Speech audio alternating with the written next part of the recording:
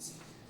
Last day I have taught you the first part of strong roots, and today I am going to teach you the remaining part.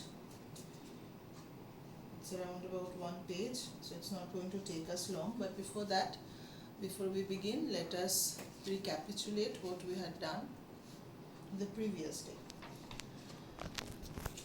As you probably remember, that Strong Roots is an autobiography.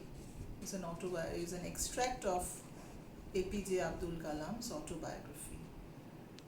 So in Strong Roots, we have so far read about a few things regarding Kalam's childhood.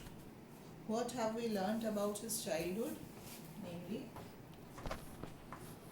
his parents, their names and what kind of people they were. Secondly, we have learnt about his locality, where he was born and brought up. What kind of neighbors he had. He had both Hindu and Muslim neighbors who lived in peace with each other, etc., etc.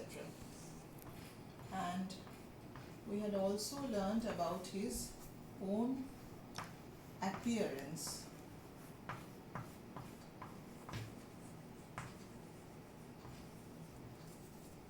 As a boy, how he looked as a young boy, and we have also learnt about his lifestyle as a child.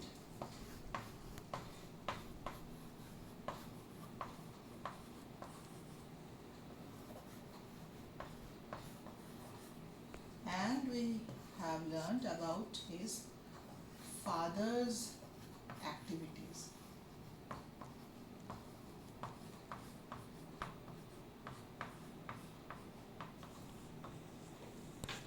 We ended last day's lesson with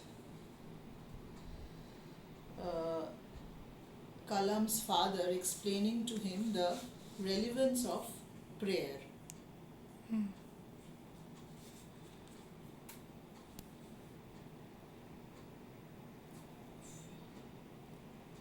Open page 48, last paragraph. From the last paragraph we are going to read today. My father could convey complex spiritual concepts in very simple, down-to-earth Tamil. He once told me, in his own time, in his own place, in what he really is and in the stage he has reached, good or bad, every human being is a specific element within the whole of the manifest divine being. So why be afraid of difficulties, sufferings and problems? When troubles come, try to understand the relevance of your sufferings. Adversity always presents opportunities for introspection. So while explaining to young Kalam the relevance of prayers, what did his father say? That is what we are going to read in this paragraph. My father could convey complex spiritual concepts in very simple, down-to-earth Tamil. As Kalam grew a bit older, his father thought that it was time for him to know a bit more about spirituality and prayers. যত বড় হতে লাগলেন কালাম, তত তার বাবা ভাবতে লাগলেন যে তাকে আরেকটু বেশি করে বোঝানো যেতে পারে যে আধ্যাত্মিক বোধ সম্পর্কে এবং কেন আমরা প্রে করি সেই সব বিষয়ে।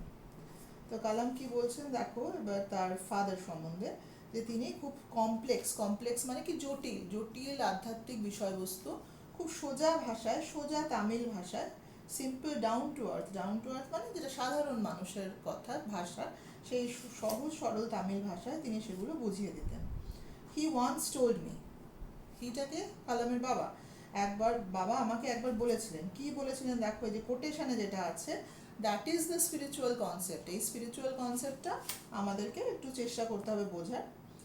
In his own time, in his own place, in what he really is, and in the stage he has reached, good or bad, every human being is a specific element within the whole of the manifest divine being.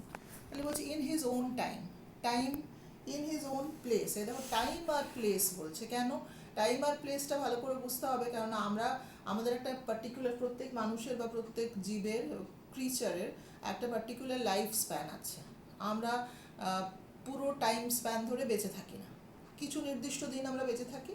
So all human beings or all creatures live within the certain time span, এবং একটা নির্দিষ্ট, আমরা পুরো ইউনিভার্সের সমস্ত জায়গায় ধরে অবস্থান করি না। আমাদের যে অ্যাক্টিভিটিস বা মেন যে লাইফ স্প্যানটা আমরা কাটাই সেটা একটি বা কয়েকটি জায়গায় সীমাবদ্ধ থাকে। আমরা সারা পৃথিবীতে ঘুরে ঘুরে জীবনটা কাটাই না, আর সমস্ত টাইমটাকে কনজিউম করেও আমরা বেঁচে থাকি না। তাহলে বলছে তার নির্দিষ্ট সময়কালে এবং তার নির্দিষ্ট জায়গায়, in what he really is, যে কোনো মানুষে যা হোয়াট হি রিয়েলি ইজ মানে সে যেই ধর্মের হোক, যেই প্রফেশনের হোক, and in the stage he has reached, good or bad. এবার এটা একটা আধ্যাত্মিক বা স্পিরিচুয়াল কনসেপ্ট, সব ধর্মের মানুষ এটা বিশ্বাস করেন যে অ্যাজ উই প্রোগ্রেস, আমরা যখন জন্ম নিই তখন তারপর থেকে আমরা যে টাইমটা কাটাই বা যা যা কাজ করি সেখান আমরা কিছু একটা এগোই, গুড অর ব্যাড, একটা জায়গায় আমরা পৌঁছানোর জন্য করি। কেউ হয়তো ভালো জায়গায় পৌঁছতে পারি, কেউ হয়তো খারাপ জায়গায়, কিন্তু আমাদের স্টেজ অফ লাইফ বা stage of location in time and space বদলাতে থাকে। তাহলে যেই স্টেজে, যেই পর্যায়ে সে পৌঁছেছে, সেটা ভালো হোক বা খারাপ হোক, সেই পর্যায়ে every human being is a specific element within the whole of the manifest divine being. Manifest divine being মানে, ম্যানিফেস্ট মানে যেটা যেটা আমরা দেখতে পাচ্ছি, দেখতে পাচ্ছি বা অনুভব করতে পারছি, পারসিভ করতে পারছি বাই আওয়ার সেন্সেস, সেটাকে বলে ম্যানিফেস্ট। এটা ম্যানিফেস্ট হচ্ছে এটা ডিভাইন বিইং। ডিভাইন বিইং বলতে কি বোঝায়? যারা আমরা ভগবানে বিশ্বাস করি তাদের কাছে ভগবান ডিভাইন বিইং, যারা আল্লাহ বিশ্বাস করি আল্লাহ ডিভাইন বিইং। সেই ডিভাইন বিইংয়ের একটা স্পেসিফিক, একটা নির্দিষ্ট এলিমেন্ট বা একটা নির্দিষ্ট অংশ। এটা সমস্ত বেশিরভাগ রিলিজিয়নই বিশ্বাস করে কি, যে আমরা ক্রিয়েটেড হয়েছি ফ্রম ডিভিনিটি, ডিভিনিটির থেকে ক্রিয়েটেড হয়েছি, এবং এটা ব্রেক আপ হয়েছে। ডিভিনিটি বিভিন্নভাবে ব্রেক আপ করেছে। All creatures are part of divinity. তো যে যেখানেই আছে সে সেই ডিভিনিটিরই একটা অংশ। দ্য ডিভিনিটি ম্যানিফেস্টস ইটসেলফ আমাদের থ্রু দিয়ে, থ্রু এভরি ক্রিচার। সে আমরা ভালো খারাপ সৎ অসৎ যাই হই না কেন, আমরা হচ্ছে ডিভিনিটির, বা সেই যেটা হিন্দুরা বলে অমৃত, সেই ডিভিনিটি বা অমৃতের একটা পার্ট। তো তো কালামের বাবাও কালামকে সেটাই বলছেন যে আমাদের নির্দিষ্ট সময়ে এবং নির্দিষ্ট জায়গায় যেখানে আমরা অবস্থান করছি সেখানে আমরা সেই ডিভাইন বিইংয়ের একটা অংশ। So why be afraid of difficulties, sufferings and problems. তাহলে কালাম তার ছেলেকে বোঝাচ্ছেন, তাহলে আমরা যদি ডিভাইন বিইংয়েরই অংশ হই তাহলে আমাদের ভয় পাওয়ার কি আছে? কিসের ভয়? ডিফিকাল্টিজ, জীবনে যে প্রবলেমগুলো আসে, সাফারিংস মানে যে দুর্ভোগ আসে, সেগুলো দেখে তো আমরা ভয় পাই যে আমরা ঝুট ঝামেলায় জড়িয়ে পড়ছি, আমাদের অসুখ বিসুখ হচ্ছে, আমরা বিভিন্নভাবে সাফার করছি, ভোগান্তি হচ্ছে। সেইগুলো থেকে আমাদের ভয় পাওয়ার কি আছে? কেননা আমরা ডিভাইন বিইংয়ের একটা পার্ট। আর ডিভাইন বিইংয়ের এসেনশিয়াল কোয়ালিটি কি? ডিভিনিটির এসেনশিয়াল কোয়ালিটি কি? সে হচ্ছে অমনিপোটেন্ট। অমনিপোটেন্ট মানে কি? অল পাওয়ারফুল, মানে সে সর্বশক্তিমান। তাহলে আমরা যদি সর্বশক্তিমানের একটা অংশ, তাহলে আমাদের মধ্যেও ইমেন্স স্ট্রেংথ আছে, তাহলে আমাদের ভয় পাওয়ার কিছু নেই। When troubles come, try to understand the relevance of your sufferings.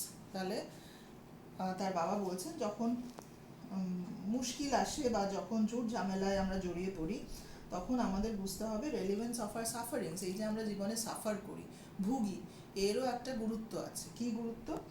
Adversity always presents opportunities for introspection. Adversity মানে কি? Unfavorable circumstances. Adversity হচ্ছে প্রতিকূল পরিস্থিতি, যেটাকে বাংলায় বলে, যেই পরিস্থিতি আমরা চাই না, আনফেভারেবল। যেমন এখন আমাদের যেই সিচুয়েশন থেকে আমরা প্রত্যেকে যাচ্ছি, কোভিড-19 হয়েছে, এটা একটা আনফেভারেবল সার্কামস্ট্যান্স, পুরো কোনো নির্দিষ্ট মানুষের জন্য নয়, পুরো পৃথিবীর মানুষের কাছে। তাহলে সেই আনফেভারেবল যে পরিস্থিতি যখন আসে, তখন আমরা কি করি? তখন আমরা সেই পরিস্থিতি থেকে নিস্তার পাওয়ার চেষ্টা করি, আমরা ওয়ে আউট খুঁজি, রাস্তা খুঁজি সেই পরিস্থিতি থেকে বের হবার। এবং সেই রাস্তা খুঁজতে গিয়ে কী হয়? আমরা আমাদের মনের ভেতরটাকে বোঝবার চেষ্টা করি এবং ভাবি অনেক কিছু। ইন্ট্রোস্পেকশন মানে গভীর চিন্তা ভাবনা করা। তাহলে আমরা যখন খুব খুশিতে থাকি বা আমাদের যখন কোনো ঝুটঝামেলা হয় না, তখন আমরা অত কিছু ভাবনা চিন্তা করি না। যখনই আমাদের কোনো রাস্তা বের করার হয় আনফেভারেবল পরিস্থিতি থেকে, প্রতিকূল পরিস্থিতি থেকে, তখনই আমরা মনের গভীরে অনেক কিছু ভাবি এবং সেই ভাবনা চিন্তা থেকেই রাস্তা বেরিয়ে আসে। যেমন হয়তো কোভিডের ভ্যাকসিনও একদিন এই ভাবনা চিন্তা রিসার্চ থেকে বেরিয়ে আসবে।